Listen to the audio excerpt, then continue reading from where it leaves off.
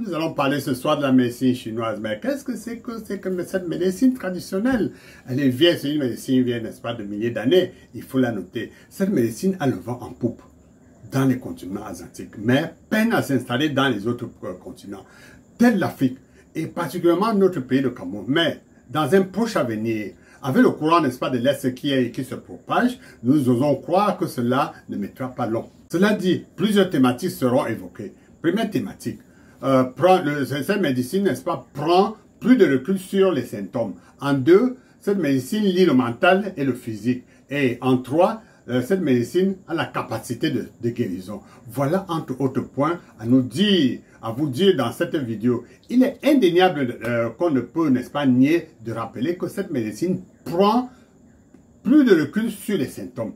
En effet, elle excelle dans le domaine de traiter des maladies chroniques parce qu'elle étudie le corps comme un tout et chaque maladie ou chaque pathologie, n'est-ce pas, est liée à un signe, un signal qui nous renvoie. Elle prend plus de recul et traite les symptômes physiques et émotionnels comme le signe d'un dysfonctionnement de l'organisme tout entier. Elle ne traite donc pas le symptôme, mais l'origine des symptômes. En quelque sorte, on reconnaît chaque signe que nous renvoie notre corps. Et alors, on analyse ces symptômes et on apprend à écouter plus attentivement son corps. En deux, lier le mental et le physique. Les deux sont étroitement liés dans cette médecine. Et on ne considère jamais l'un sans l'autre. Une maladie douloureuse, telle par exemple la nausée, les maux de tête, la démangeaison, est ramenée à un système plus global d'émotions et de déséquilibre.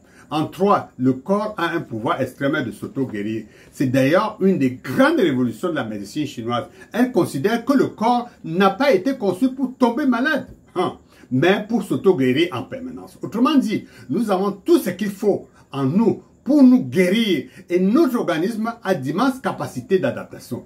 L'objectif est donc de l'aider dans ce processus.